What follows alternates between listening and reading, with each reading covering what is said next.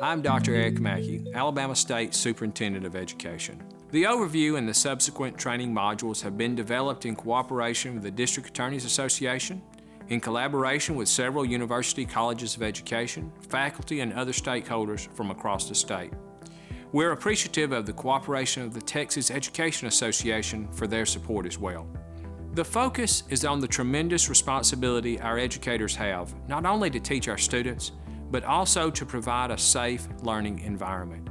Alabama has seen an increase in the number of ethical misconduct investigations of teachers and others working in Alabama schools. It is important that you take this training seriously, not only for your career, but to ensure the safety of students. All I remember is just one day being asked to stay late and kind of not really knowing why. Inside the classroom, in the spring of her junior year, he began touching her. After which, I left feeling horrible and sick. Eventually, she broke her silence. When I did get to her, she was so incredibly kind of just broken. 6 years later, and thousands of miles away, Tiger says her music teacher still haunts her. Sometimes I'd have little anxiety attacks on the subway because I'd see somebody who looked like him. If you think Tiger's story is unsettling, get ready for an even bigger nightmare. Her teacher left Booker T, but continued teaching. It's a common practice called passing the trash, and in the education community, it's been a dirty little secret until now. Something needs to happen about this now.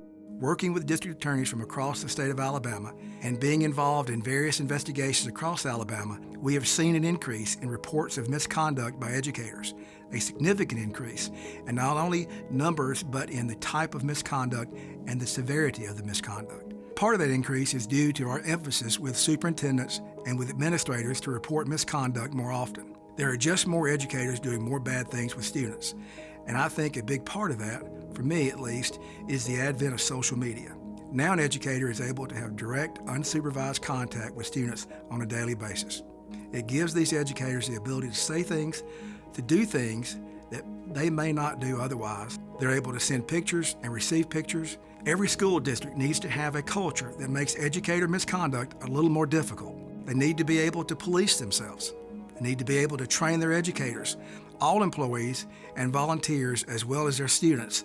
They need to have clear policies. They need to be able to communicate those policies to their personnel and their students. This is a topic that people don't want to talk about, but there is no choice. It is a priority of the Alabama legislature and the State Department of Education to address these situations.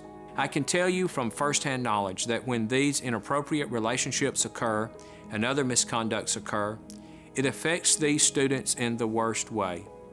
And it also affects the teachers.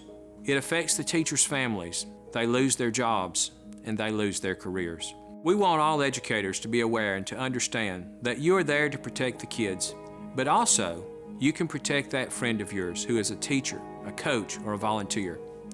If you see them starting to get close to the line and you're concerned about the misconduct, you can save their career. And like I said, in some cases, save their life if you can stop these relationships before they go too far. So the purpose of this training series is to clarify the issues so there is no misunderstanding about what is acceptable and what is not acceptable, and ultimately to significantly decrease, if not totally eliminate, these dangerous and harmful inappropriate relationships in Alabama schools.